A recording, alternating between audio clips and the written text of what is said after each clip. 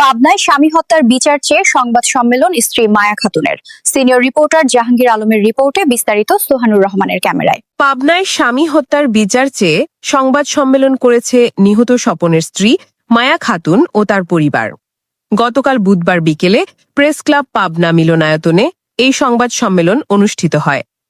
সংবাদ সম্মেলনে নিহত স্বপনের স্ত্রী মায়া খাতুন বলেন, ৩ সন্তানের জনক আমার স্বামী স্বপন প্রামাণিক এর সাথে সাথিয়া খেতুপাড়ার সামান্যপাড়ার প্রবাসী মুহাম্মদ আরিফের স্ত্রী। একটার দিকে আমাকে যখন এরকম একটা সংবাদ আসলো, তা আমি আমার অফিসার ফোর্স নিয়ে গিয়েছিলাম। যাওয়ার পরে দেখলাম যে একটা মৃতদেহ পড়ে আছে। রত্না খাতুনের সাথে গত ৩-৪ বছর পূর্বে পরকীয়া প্রেমের সম্পর্ক গড়ে ওঠে। নিহত স্বপন প্রামাণিক মাঝে মধ্যেই রত্না খাতুনের বাড়িতে যাওয়া আসা করত। রত্না খাতুনের চাহিদা পূরণ করতে গিয়ে আমার সংসারের সকল দামি জিনিসপত্র বিক্রি করে পরকীয়া প্রেমিকা রত্নাকে দিয়ে আসত। রত্নার দাবি পূরণ করতে গিয়ে আমার সংসার ধ্বংস করে ফেলেছে আমার স্বামী।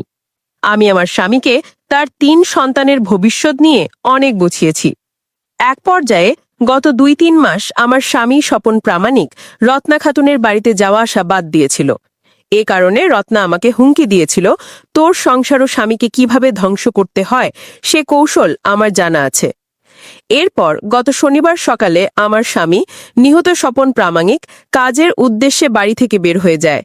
২ দিন খোঁজ না পাওয়ায় গত সোমবার বিকেলে পরকীয়া প্রেমিকা রত্না খাতুন আমাকে ফোন করে বলে, স্বপন অসুস্থ, আপনি দ্রুত আমাদের বাড়িতে চলে আসেন। এরপর পথিমধ্যে জানতে পারি আমার স্বামীর লাশ সাথিয়া থানায় রয়েছে। আমিও আমার পরিবারের লোকজন সাথিয়া থানায় গিয়ে আমার স্বামীর মৃতদেহ শনাক্ত করি। আমার স্বামীর হাতের রগ কাটা ছিল, তার দেহে অনেক জায়গায় ফোলা জখম ছিল। লাশের গোসল করানোর সময় দেখতে পাই আমার স্বামীর ঘাড় মটকানো ছিল। মৃত মানুষের ঘাড় যেখানে শক্ত থাকে সেখানে আমার স্বামীর ঘাড় এদিকে সেদিক ঘোরানো যাচ্ছিল। তাতে আমার সন্দেহ হচ্ছে আমার স্বামী স্বপনকে শরীরে স্পর্শকাতর জায়গায় আঘাত করার পর হাতের রগ কেটে ও ঘাড় মটকে হত্যা করা হয়েছে। এদিকে সাথিয়া থানা পুলিশের ভূমিকা রহস্যজনক।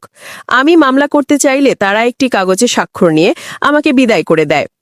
আমি যখন মামলা করার কথা বলি তখন থানা পুলিশ আমাকে জানায় অপমৃত্যুর মামলা হয়েছে। পোস্টমর্টেম রিপোর্ট আসার পর পরবর্তী ব্যবস্থা গ্রহণ করা হবে। যেখানে একজন মানুষকে পরিকল্পিতভাবে হত্যা করা হয়েছে, পুলিশ সেখানে হত্যা মামলা না নিয়ে অপমৃত্যুর মামলা দায়ের করেছে। এতে আমি নিশ্চিত পুলিশ আসামিদেরকে রক্ষা করতে কৌশল অবলম্বন করছে। আমি আপনাদের মাধ্যমে আমার স্বামী হত্যার বিচারের জন্য প্রশাসনের কাছে জোর দাবি করছি। আমি আমার স্বামী হত্যার বিচার চাই। সেই সাথে হত্যাকারীদের বিরুদ্ধে হত্যা মামলার গ্রহণ ও তাদের গ্রেফতার করে আমার স্বামী হত্যার বিচার দাবি করছি। আরও একটি তথ্য দিয়ে রাখি, লাশ বহনকারী ভ্যান চালক আমাদেরকে জানিয়েছে আমার স্বামীর লাশ রত্না খাতুনের শয়নকক্ষের খাটের নিচে ছিল। তারা আমার স্বামীর লাশ গুম করতে হাসপাতালে নেওয়ার জন্য ভ্যানে তোলার চেষ্টা করে। এক পর্যায়ে লাশ গুম করতে না পেরে রত্না খাতুনের ঘরের পিছনে আমার স্বামীর লাশ ফেলে রাখে। পুলিশ রত্না খাতুনের ঘরের পিছন থেকে আমার স্বামী স্বপনের লাশ উদ্ধার করে থানায় নিয়ে যায়।